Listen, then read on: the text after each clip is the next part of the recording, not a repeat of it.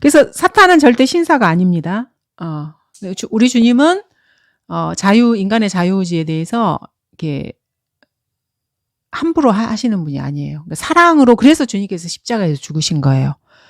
왜냐하면 인간을 만드신 분이 주님이시기 때문에 인간은 사랑에, 누가 자기를 사랑한다고 하면 마음이 이렇게 열리거든요.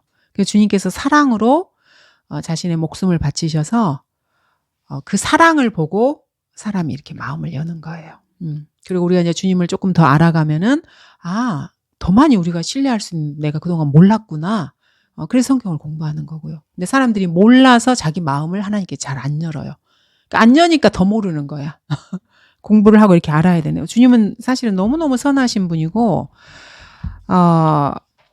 정말로 신사적인 분이셔요. 그래서 사람이 원하는 걸 다 주십니다. 하나님이 있는 세상을 나는 원하지 않는다. 그럼 지옥으로 그냥, 그래, 그럼 너는 거기밖에 없네. 그럼 네가 원하니까 그리 가. 이렇게 하시는 거예요.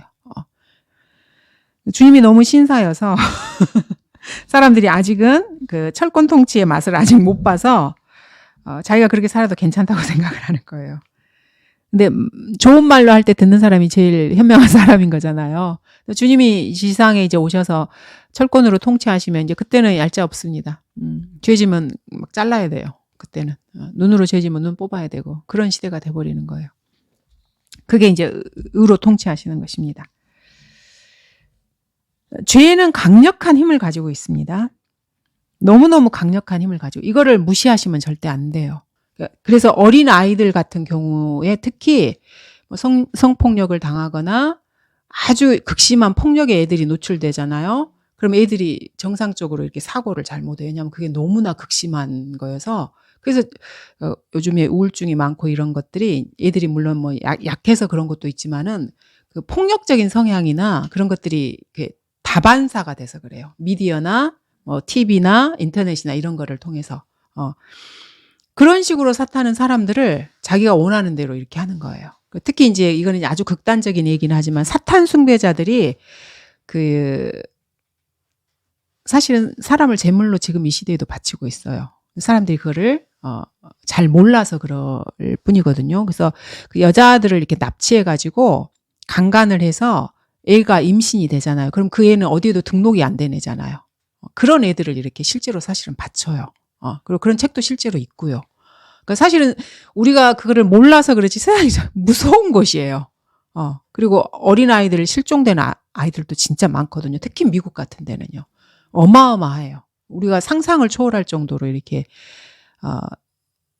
실종 아동들도 많고요. 그리고 중국 같은 데 장기 매매 막 하잖아요. 사실은 무서운 나라예요. 막 사람들 멋모르고 막 여행 가고 이렇게 하는데 실제로는 너무너무 무서운. 그래서 사탄은 그런 식으로 성도들을 하나하나 야금야금 먹어서 나중에는 그 의지를 완전히 관장을 하고 싶어 해요. 그게 이제 그 사탄의 전략이고, 그런 식으로 사탄이 일을 해요. 사람들에게 생각을 넣어주고, 그래서 보는 것과 듣는 것을 주의하셔야 돼요. 왜냐하면 사람이 그 노출되는 대로 보고 듣고 그거에 따라서 이렇게 생각을 하거든요. 그래서 누군가를 이렇게 자기 말을 듣게 하려면 세뇌를 시키잖아요. 교육으로도 세뇌를 시키고, 공산주의에서 이런 거 잘하잖아요. 똑같은 말을 계속 반복해서 듣게 하는 거예요. 그래서 완전히 그냥 머리가 그냥 와시드, 브레인 와시드 시켜버리는 거. 이게 세뇌거든요. 사탄은 그런 식으로 이렇게 합니다. 하지만 성령님께서는 이렇게 새 사람을 통해서 우리를 주관하고 싶어 하셔요. 우리의 영 안에 있는 그 영을 통해서 우리의 혼에게 이렇게 말씀하시고, 이 혼이 몸을 주관하는 거예요. 그러니까 몸이 내 혼을 주관해서 이 혼이 영을 이렇게 하는 거는 이제 사탄이 이제 그렇게 하는 거고요. 물론 혼도 이렇게 사탄이 계속해서 침투를 하려고 하지만은 주님께서는, 성령님께서는 영을 통해 우리의 혼에게 명령하시고, 내가 이제 그거를 의지를 딱 잡고 내 몸을 절제하고 복종시켜서 순종하게 하는 것입니다. 그래서 마음에 드는 대로 생각하면 안 되고, 그래서 신중해야 돼요. 그리스도인은. 그것이 하나님의 일이라 할지라도요, 신중하게 하셔야 돼요. 기도해 보시고 생각해 보시고 주님과 밀접한 관계 속에서 어떤 일들을 이렇게 해 나가셔야 되는 것입니다. 그래서 내가 속사람을 따라 살 건지 겉사람을 따라 살 건지 끊임없이 내 안에서 이게 이렇게 자기 자신이 이 문제로 논쟁을 하는 거예요. 죄는 강력한 힘을 가지고 있다는 것을 저희가 봤습니다. 그래서 잠언 1장 10절에서도 내 아들아 죄인들이 너를 유혹할지라도 동조하지 말라라고 주님께서는 우리한테 이렇게 명령하고 계십니다. 특히 종교계와 관련해서 뭐 전 세계적으로 이제 동교 통합은 이제 뭐 더 이상 뭐 새로운 그 이야기거리도 아니죠. 처음에는 뭐 기독교 내에서 뭐 초교파 이런 게 뭐 유행을 했다가 지금은 종교 간에 다른 종교와도 이렇게 통합을 해서 전 세계를 뭐 단일 정부는 말할 것도 없고 종교를 하나로 이렇게 하고자 하는 그런 움직임이 이렇게 있습니다. 그러니까 그러한 유혹이 와도 그리스도인들은 거기에 휩쓸리면 안 되는 것입니다. 그러니까 전 세계가 하나로 해서 뭔가를 가는 거는 저번에도 말씀드렸지만은 주님께서 그렇게 허락을 하신 거예요. 그렇게 해야 대환란 때 적그리스도가 통치가 가능하고 그게 성경에 예언이 돼 있기 때문에 그래요. 근데 세상 모두가 거기에 휩쓸려 간다 그래서 그리스도인이 같이 거기를 간다? 그건 이제 본인만 손해인 거예요. 그러니까 성경을 모르니까 판단을 잘못하는 거죠. 그래서 교리적으로나 또는 물리적으로나 항상 이렇게 성별을 이렇게 해야 되는 것입니다. 그래서 죄인들이 너를 유혹할지라도 동조하지 말라고 주님께서는 성경으로 저에게 말씀하고 계십니다. 자, 그럼 이제 이러한 강력한 힘을 가지고 있는 죄를 이기려면 어떻게 해야 되는가? 죄가 아주 대단하다는 건 봤습니다. 그러면 문제는 저희가 그걸 이기고 살아야 되는 거잖아요. 그렇게 하려면 어떻게 해야 되는가? 첫 번째는 이 죄를 숨기시면 안 돼요. 있는 그대로, 근데 뭐 사람들한테 막 이렇게 자백하라는 게 아니고요. 하나님께 인정하고 자백해야 돼요. 근데 이거를 또 이렇게 잘못 알아가지고 어느 유튜브는 예전에 보니까 그 성도들 전체인 것 같아. 한 사람 한 사람을 이렇게 나와가지고 그 사람이 자기 마음으로 지은 죄까지 입으로 그걸 다 이렇게 말하게 하더라고. 어우, 진짜 끔찍하더라고요. 그런 교회를 왜 다니는지 모르겠어. 그래가지고 뭐 젊은 여자든 뭐 누구든지 간에 마음속으로 생각한 그 모든 것들을 입으로 이렇게 해서 뭐 잘못했다 어쨌다 이렇게 하게 하더라고. 근데 그 너무너무 끔찍하잖아요. 그 유튜브에 가는 건 전 세계로 이게 지금 방송이 되는 거잖아요, 사실은. 그게 도대체 그 카톨릭에서 신부한테 고해성사하는 거하고 뭐가 달라요?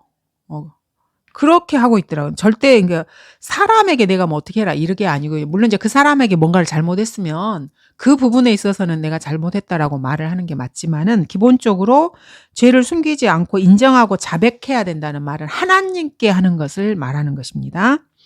그래서 요한일서 1장 9절은 저희가 너무너무 여러 번 반복한 구절이죠. 우리가 우리 죄들을 자백하면 그는 신실하고 의로우셔서 우리 죄들을 용서하시며 모든 불의에서 우리를 깨끗하게 하시느니라 라고 말씀하고 계십니다. 또 잠언 28장 13절에서도 자기 죄들을 숨기는 자는 번성하지 못할 것이니 죄들을 자백하고 버리는 자는 누구나 자비를 얻으리라. 이게 신약에도 있고 구약에도 있는 거예요. 죄를 자백하고 버리는 교리가요. 그래서 내가 주님께 내 죄를 자백을 하고 인정을 하고 버리겠다고 하잖아요. 그럼 주님이 저에게 자비를 베풀어 주시는 거예요. 근데 계속해서 나는 죄 안 지었고 이거는 죄가 아니고 그 정도는 모든 사람이 하고 이런 식으로 하잖아요. 그럼 이게 주님과의 관계가 단절될 수밖에 없어요. 그러니까 내가 사실은 단절을 시키는 거예요. 주님과의 관계를. 그러니까 죄는 절대로 숨기시면 안 되고 죄라는 걸 인정하시고 자백하고 그 다음에 그거를 버리셔야 하는 것입니다. 고린도전서 11장 31절 32절에서도 그 이제 7가지 심판과 관련해서 그리스도인이 자기 자신을 심판하는 두 번째 심판이죠. 만일 우리가 우리 자신을 판단한다면, 여기서 판단이 심판을 하는 거예요. 판단이라는 말과 심판이라는 말이 둘 다 영어로 저지거든요. 그러니까 이렇게 재판관도 저지예요. 판단을 해서 판단한다면 판단받지 않으리라. 그러니까 내가 판단을 하면은요, 하나님께 판단을 받지 않는 거예요. 그러니까 하나님께 심판을 받지 않는 것입니다. 그러나 우리가 판단을 받는 것은 주께 징계를 받는 것이니 이는 우리로 세상과 함께 정죄받지 않게 하려 함이라. 자, 우리가 주님께 징계를 받는 거는요, 내가 사생아가 아니라는 증거 중에 하나예요. 그래서 성경을 통해서든지 아니면 설교를 통해서든지 주님께서 개인적으로 나의 양심을 찌르거나 이렇게 책망하는 부분이 있잖아요. 그러면 내가 지금 주님께 징계를 받는 거구나라고 생각을 하셔서 빨리 인정을 하셔야 돼요. 그리고 그거를 버리셔야 돼요. 자백하고. 근데 어떤 사람들은 저 목사는 왜 나를 겨냥해서 겨냥 설교를 하지? 이렇게 또 육신적인 분들은 생각을 하셔요. 근데 목회자는요, 어떤 한 성도를 겨냥해서는 하지는 않아요. 그냥 기도하고 주님께서 주시는 대로 이렇게 하는 거기 때문에 성령님께서 역사하셔서 그게 자기 양심에 찔리면은 본인이 하나님께 자백하고 그걸 버리시면 되는 거예요. 목회자가 나를 타겟으로 했네, 이렇게 그런 거 이렇게 또 과대망상증 환자처럼 그렇게 하실 필요 없고요. 근데 그런 사람들이 실제로 있어요. 있어서 제가 말씀을 드리는 것입니다. 그래서 이런 것을 이렇게 자백하고 버리는 것이 아주 기본이에요. 그리스도인의 그 삶에서 우리가 휴거될 때까지 지속적으로 반복해야 되는 일이거든요. 한 번 했다 해서 끝나는 것도 아니고. 그래서 또 누군가가 자기한테 결례를 하거나 했을 때 자기 마음에 쓴뿌리가 생기면은 자기가 힘들잖아요, 사실은. 그래서 내가 자백하고 그 사람을 용서하고 있으면 피로 씻고 이렇게 했는데 한 번 해서 안 될 때가 있어요. 왜냐면 내가 육신이 강하고 이렇게 누군가에게 이렇게 꽂히고 그 사람이 하는 것을 용납이 안 되는 기준의 삶을 내가 사는 사람일 수가 있거든요. 특히 내가 뭔가를 더 싫어하는 걸 누가 나한테 했다거나 이렇게 하면은, 그러면 여러 차례 반복해서 하셔야 돼요. 그리고 그러니까 내가 마음으로 생각하는 거하고요, 입으로 주님 앞에 이렇게 말하는 거에 조금 이렇게 효과가 조금 다른 것 같아요. 그냥 마음으로 그냥 용서할게 이래도 괜찮은데 이게 잘 안 되거나 그렇게 하잖아요. 그러면 주님께 내 입술로 이렇게 말씀을 드려야 돼요. 그래서 기도도 속으로 하시는 분도 있어요. 근데 그게 나쁜 건 아니고 그렇게 해도 되는데, 내가 참 명확하게 뭔가를 잘 모를 때가 있잖아요. 그럴 때는 내가 입술로 정확하게 이거를 또박또박 하는 습관을 좀 이렇게 들이셔야 돼요. 기도하시다 보면은 어떤 분들은 자기가 무슨 말 하는지도 모르고 기도하시는 분도 가끔 있으셔요. 그냥 말만 많으면 그게 기도라고 생각하거든요. 근데 이렇게 또박또박 이렇게 생각해서 내가 주님 앞에 이렇게 말하는 연습이라고 하면 좀 그렇지만 그런 게 사실은 필요해요. 왜냐면 내가 알아야 되거든. 내가 지금 뭔 말을 하고 있는지 내가 알아야 되는데, 어쨌든 그렇습니다. 그래서 자백하고 버리는 것이 필요합니다. 그러려면은 주님이 죄라고 이렇게 찔림을 주시면 절대 거기다 변명을 하시면 안 돼요. 사람은 자꾸 변명을 해요. 왜냐하면 죄가 그 사람을 속이는 거거든요. 그럼 내가 변명을 함으로써 죄에게 같이 동조를 해서 나를 속이는 일을 지금 내가 하고 있는 거예요. 그러니까 그 부분을 잘 이렇게 생각을 해보셔야 됩니다. 주님이 나에게 징계를 하신다. 세상에서의 어떤 그 환경으로의 큰 징계가 올 수도 있지만 마음으로 찔림을 주시는 것도 징계 중에 하나거든요. 책망하시고 이런 거. 그럴 때 이렇게 반응을 잘 하셔야 되는 것입니다. 이게 이제 첫 번째 죄를 이기는 첫 번째 요건이고요. 두 번째는, 그러면 내가 죄를 인정했어. 그럼 이 죄를 이제 어떻게 하는가? 주 예수 그리스도의 피를 의지해야 돼요. 우리가 과거와 현재와 미래의 죄가 예수님의 피로 다 용서되고 제거되었다는 것을 구령할 때도 많이 쓰고 그런 말을 우리가 이제 지식적으로는 잘 알고 있잖아요. 하지만 어떤 일이 실제적으로 발생했을 때 그거를 실천적인 삶에서 적용하는 거는 조금 연습이 필요해요. 그래서 내가 어떤 죄를 졌다? 그러면 이제 물론 당연히 그 죄도 예수님의 피로 용서가 되었지만은 내가 그거를 주님 앞에 자백하지 않고 내 입으로 예수님의 피로 덮어주시고 용서해 주세요 이렇게 하지 않고 믿음으로 그걸 받아들이지 않잖아요. 그러면 주님과의 관계는 형성이 됐는데 교제가 안 돼요. 교제가. 그러니까 여러분들이 사람과 교제하는 거를 조금 생각을 해보셔도 돼요. 사람들도 오해가 있고 뭐가 이렇게 있잖아요. 그럼 이걸 풀어야 되잖아요. 근데 풀려면은 말을 해야 돼요. 그리고 내 마음이 어떻고 나는 이런 마음이고 내가 잘못한 게 있으면 그때는 그거는 내가 잘못했다거나 이렇게 해서 서로 이거를 풀어줘야 돼요. 그래야 이게 화해가 되는 거잖아요. 물론 하나님은 모든 걸 다 알고 계셔요. 근데 인간인 내 입장에서 그거를 명확하게 할 필요가 있어요. 그래서 주님이 자백하라고 하시는 거예요. 그리고 인정하라고 이렇게 말씀을 하시는 거고, 그래서 내가 그걸 정확하게 알아야 돼요. 그리고 주님께 알려지게 해야 되고요. 그래서 주님 앞에 예수 그리스도의 피를 통해서 내가 내 입으로 그걸 말씀하시고 덮으셔야 되는 것입니다. 히브리서 9장 14절을 보겠습니다. 유명한 구절이죠. 이것도.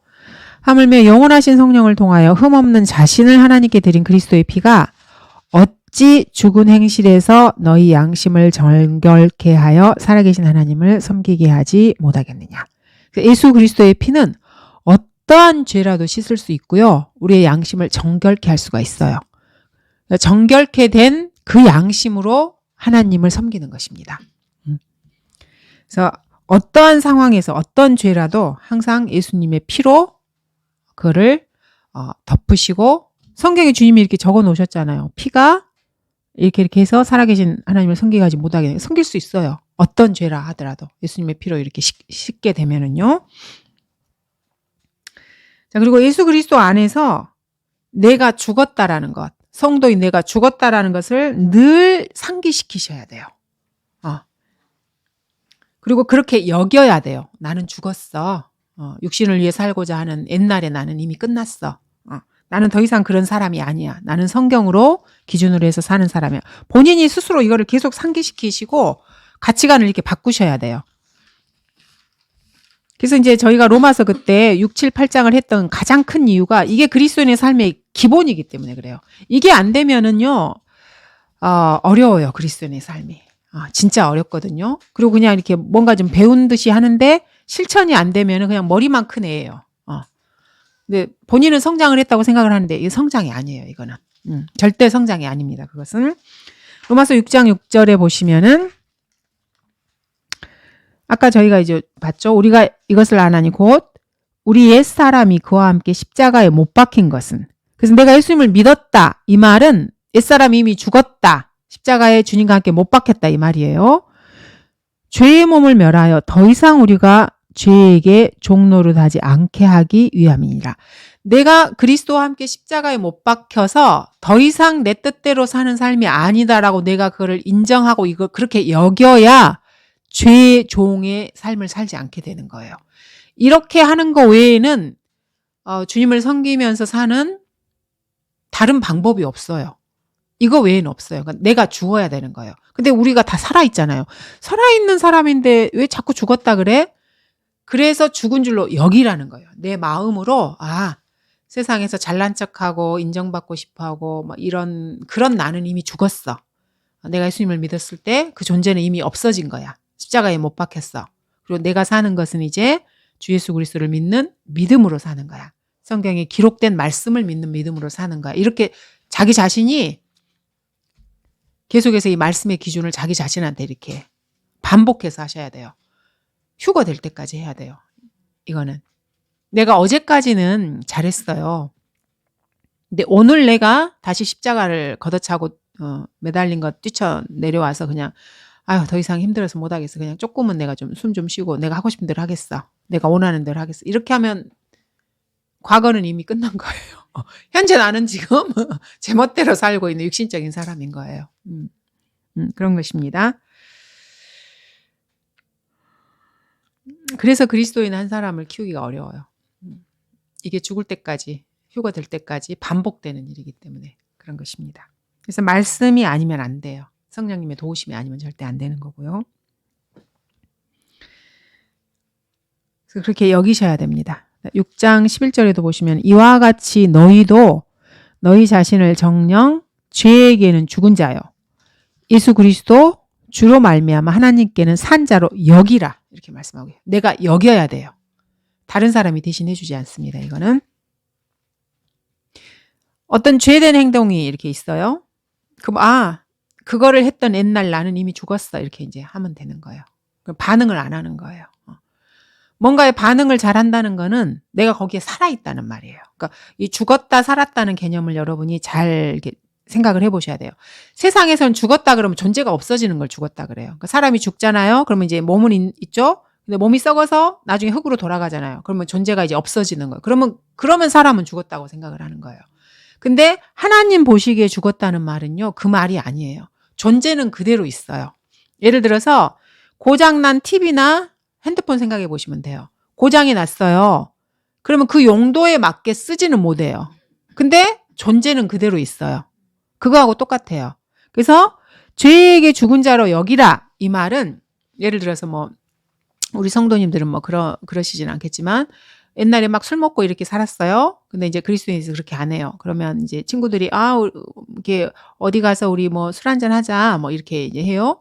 그러면 그렇게 술 먹고 이렇게 했던 애는 이미 죽은 거예요. 그러면 내가 거기다가 반응을 안 하는 거야. 나는 이제 더 이상 그렇게 안 살아. 그러고 끝내버리는 거예요. 근데 그래 친구 오랜만에 했는데 뭐 이렇게 하면 이제 또 다시 옛날 걸로 이게 돌아가는 것입니다. 다시 시작을 하는 거. 근데 딱 노라고 정확하게 말씀을 하셔야 돼요. 죄와 관련된 것이 나한테 뭔가를 제안을 해왔을 때 아니야. 난 이미 죽었어. 옛날에 그렇게 살았던 애는 끝났어. 나는 더 이상 그런 사람 아니야. 나는 성경으로 주님이 아니라 그러면 무조건 아닌 거야. 이렇게 내 자신이 딱 정확하게 선을 그으셔야 돼요. 그리고 예수 그리스도 우리 주로 말미암아 하나님께는 산 자라고 여기라 이 말은 주님께는 반응을 잘하는 거예요. 그래서 주님께서 설교를 통해서나 아니면 내가 성경 묵상할 때는 내 마음에 무슨 생각을 주시고 이렇게 하시잖아요. 그럼 거기에는 내가 반응을 이렇게 잘해서 살아있는 사람으로 거기에 대해서는 이렇게 살아가는 거예요. 그래서 죽었다는 말은 존재가 없어졌다는 말이 아닙니다. 반응을 어떻게 하느냐예요.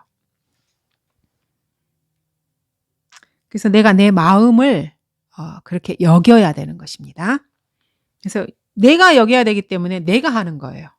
이제 성경을 가르치거나 이런 거는 도움을 받을 수는 있지만은 그래서 그리스도인의 모든 삶을 결론적으로는 내가 하는 거예요. 내가 결정해서 내가 하고 내 올바른 것을 하기를 원하시는 분들에게 성경을 올바로 그냥 가르쳐 드리는 것 뿐이에요. 그리고 설교자는 앞에서 설교를 할 때는 강력하게 촉구를 하는 거예요. 죄의 길로 가면 안 되고 하늘의 소망을 가지고 주님을 위해 살아야 된다고 촉구를 하고 성경 공부에서는 또 말씀과 말씀을 비교해서 어떻게 사는 것이 옳고 주님이 원하시는 삶이 어떤 것이고 교리는 어떤 것인가를 이렇게 정확하게 알아서 거기에 맞춰서 살아가는 것입니다. 그래서 그리스도인의 삶은 절대로 허공을 치는 삶이 아니고요. 아무렇게나 막 이렇게 사는 게 아니고 내 머릿속에 드는 대로 사는 삶이 절대 아니에요. 근데 배교한 기독교에서는 자꾸 자기 머릿속에 드는 대로 살면서 자기들이 하나님을 섬긴다고 하니까 우리는 도저히 그걸 인정을 못 하는 거예요. 인정을 좀 해주고 싶어도 안 돼.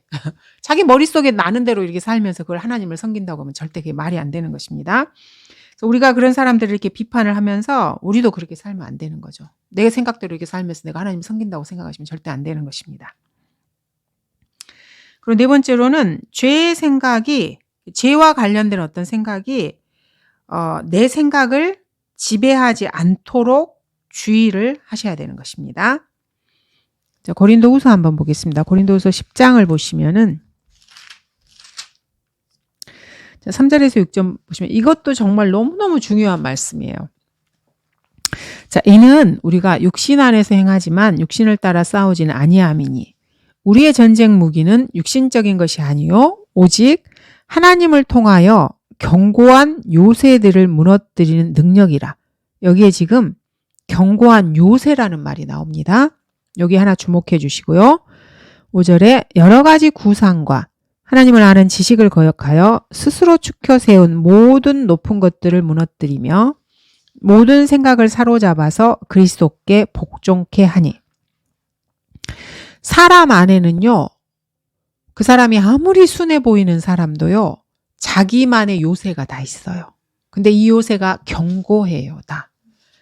이 요새에는 5절에 말씀 이렇게 나오는 것처럼 여러 가지 생각들이 있어요. 그러니까 요새 그러면 이제 실제적인 물리적인 전쟁에서는 성을 짓거나 해자 같은 걸 지어서 거기에 못 들어오게 하고 이렇게 해서 물리적으로 이렇게 짓잖아요. 모든 사람에겐 자기 안에 요새가 있어요. 어렸을 때부터 받았던 교육, 가정 환경, 내가 이렇게 읽은 책, 누구와의 교류를 통해서 내가 어떻게 반응하고 어떻게 행하는 게 좋은가를 인간은 이렇게 배워가는 거잖아요. 그래서 그걸 무슨 사회적 동물이라고도 말을 하고 해요. 그래서 자기만의 것이 다 있어요, 사람들이. 근데 이게 성경적이지 않은 것은요, 무엇이든지 그리스도인은 말씀으로 이거를 무너뜨려야 돼요. 그래서 내가 말씀으로 나 자신을 무너뜨리는 거예요. 그러니까 잘못 배워왔던 것, 잘못 알았던 것, 심지어는 성경적이라고 내가 잘못 배워온 것, 교회들에서. 특히 교회를 오래 다니시는 분들은 자기도 모르는 이런 게 많아요. 여러분, 교리라고 하면은 그냥 그 교리 하나만을 생각하시는데요. 그 교리 하나를 통해서 그 사람의 가치관이 형성이 되면 그걸로 인해서 파장되어지는 여러 가지 행위들이 드러나게 되는 거예요. 근데 이제 교리 그러면 그냥 지옥이 있냐 없냐, 있다 없다 이렇게만 생각을 하셔요. 근데 그걸 통해서 자기의 가치관이 거기에 반영이 되어서 내가 어떻게 살아가는지가 그 교리를 통해서 나한테 형성이 되는 거예요. 그래서 첫 번째는 교리를 반드시 아셔야 돼요. 구원과 관련된 것이든 전천전주의 세계관이든 세대주의든 뭐든지 일단은 교리를 아셔야 되고요. 그 다음에 그 교리가 뭐 예를 들어서 장로교에서 내가 오래 산 사람이다. 그러면 그 잘못된 그 뭐 제한적인 속죄라든가 인간의 의지를 이렇게 잘 사용하지 못하는 부분들이라든가 이런 것들이 나의 요새에 어떻게 영향을 미쳤는지를 본인이 말씀으로 이거를 잘 그 찾아내셔야 돼요. 그래서 이해도 본인이 내가 이해를 좀 하셔야 돼. 내가 예전에 이런 거를 배워서 내가 행동을 지금 이렇게 하고 있구나. 내가 생각을 그렇게 하고 있구나. 이거를 이렇게 잘 캐치를 하셔서 말씀으로 빨리빨리 버리셔야 돼요. 이게 잘 되시는 분들이 성장을 잘 하셔요. 근데 여기 오셔서도 예전 기독교에서도 좋은 것도 많았어. 그래도 물론 틀린 것도 있었지만 좋은 것도 많았고 그래서 내가 요 부분은 그냥 이렇게 속으로 꽉 잡고 있는 거예요. 그리고 그 나머지 부분에 내가 수용할 수 있는 부분만 그래 요거는 뭐 괜찮은 것 같아. 괜찮아. 이렇게 하시는 거예요. 그러면 그런 분들은 성장이 느려요. 그리고 나중에 잘못 배웠던 것들이 반드시 드러나요. 충돌을 하게 되고. 그래서 그 말씀을 통해서 그 부분들을 잘 이렇게 빨리빨리 씻어내는 작업이 사실은 정말 중요한 작업이에요. 그래서 저희가 밖으로 놔두는 행동보다 성경 공부를 중요시하는 게 그거예요. 그게 돼야 성장이 가능하고요. 마음에서 우러나오는 그런 그리스도인의 삶이 가능해요. 근데 외적으로 보이는 몇 가지에 이렇게 초점을 맞추셔서 지나치게 거기에만 이렇게 초점을 맞추잖아요. 그럼 자기의 이 내적인 이 부분들이 잘 해소가 안 되고 이러면은 반드시 문제가 발생해요.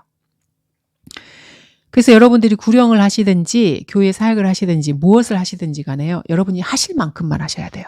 누가 막 한다 그래서 가랑이 찢어지듯이 따라가면 절대 안 돼요. 나중에 내가 쓰러져 버려요. 그러면은.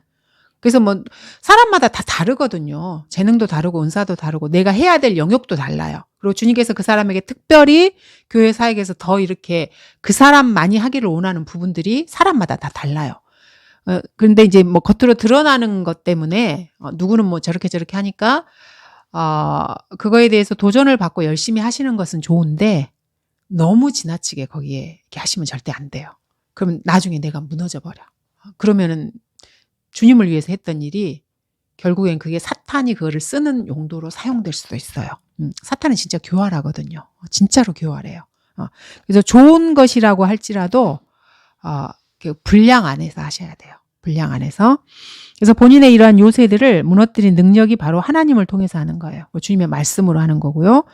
그래서 여러 가지 생각, 구상, 주님의 말씀과 다른 지식들 이런 것들이 스스로 잘났다고 스스로 이렇게 축혀 세워지는 것들, 그러니까 교만한 것들이에요, 사실은. 하나님의 말씀과 다른 거는 다 교만한 것들이거든요. 이거를 말씀을 통해서 무너뜨리셔야 돼요. 그리고 모든 생각들을 사로잡아서 주님께 복종을 해야 돼요. 이 작업을 잘 하시는 분이 진짜 성숙한 그리스도인이에요. 그래서 이 요새가 사실은 죄가 머무는 그 장소거든요. 거점을 빨리빨리 이렇게 파괴를 해야 되는 것입니다. 사탄은 여러 가지 생각들을 그리스도인들의 머릿속에 이렇게 스치게 합니다. 아까도 말씀드린 것처럼 딱 스쳐 지나가는 것 자체는 죄가 아니에요. 근데 그거를 딱 잡아서 이게 맞냐 틀리냐 논의를 시작하는 순간에 이미 죄가 시작된 거예요. 틀린 것은요 논의를 하면 안 돼요. 틀린 거를 가지고 이거를 해 말아 이렇게 생각하는 것 자체가 죄예요. 죄는 단칼에 잘라버려야 돼요. 두 번 다시 생각을 하시면 안 돼요. 그리고 붙잡을 때 이제 죄가 시작이 되는 것입니다. 그 다음에 육신을 위해서 죄의 계획을 하시면 안 돼요. 육신을 위해서.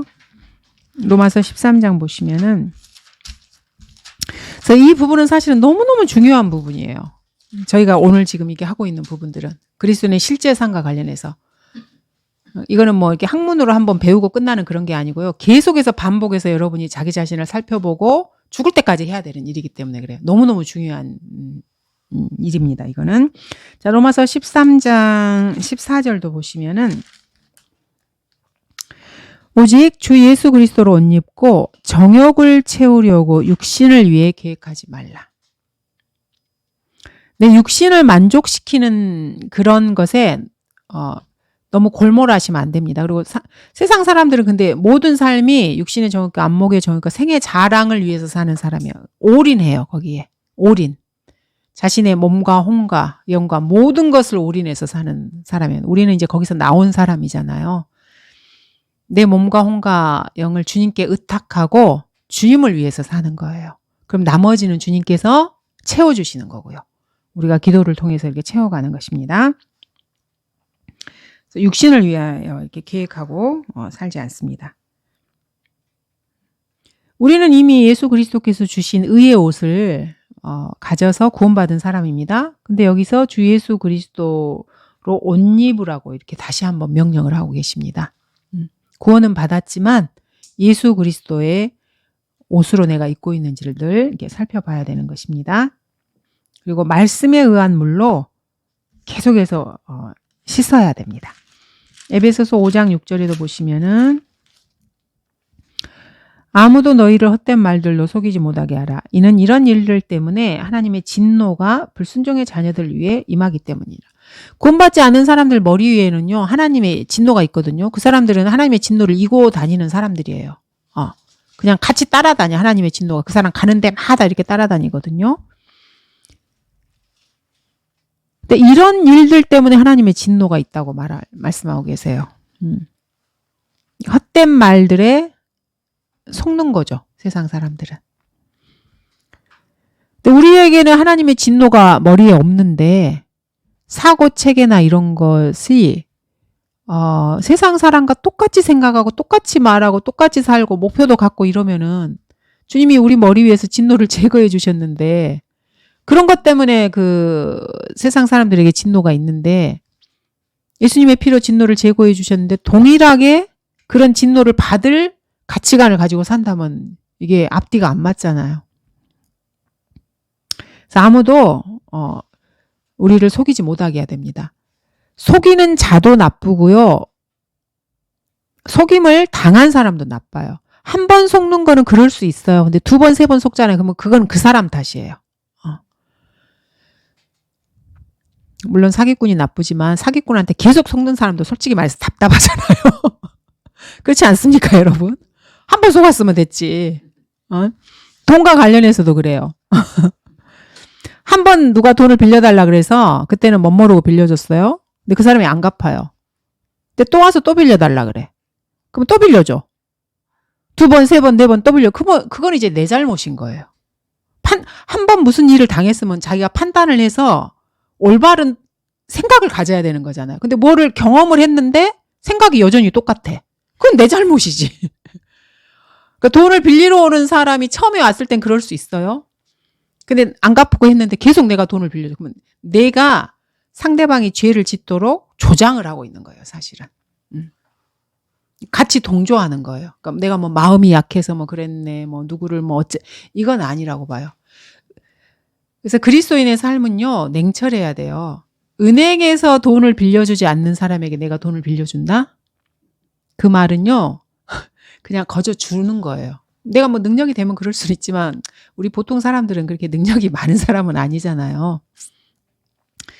돈은요, 은행에서 빌리는 거예요. 근데 은행이 그 사람한테 돈을 빌려주지 않는다?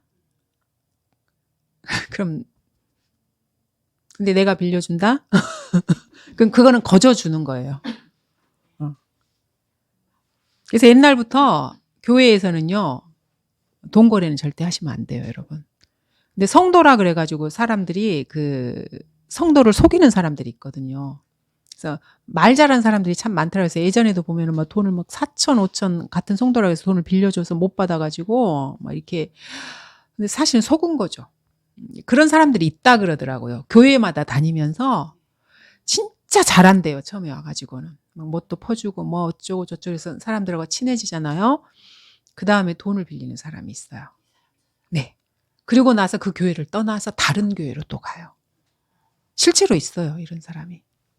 근데 이제 물론 성도들, 진짜 성도는 그런 사람이 없겠죠. 근데 성도들 간에도 돈 거래 하시면 안 돼요. 돈은 은행에서 빌리는 거예요.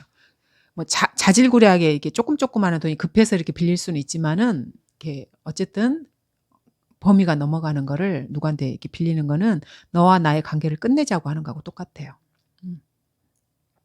조심하셔야 돼요. 그리고 가정과 관련해서도요. 가정은 사실 경제 공동체예요. 그래서 남편이 아내하고 논의하지 않고 큰 돈을 누구한테 빌려주는 건 사실 아내에 대한 예의가 아니에요. 그렇게 하면 안 돼요.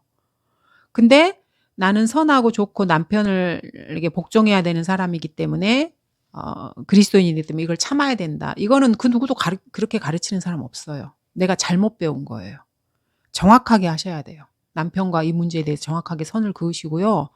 남편이 어떻게 행동을 하는지 옳은지를 이야기를 통해서 이렇게 하는 게 맞아요. 왜냐면 경제 공동체잖아요.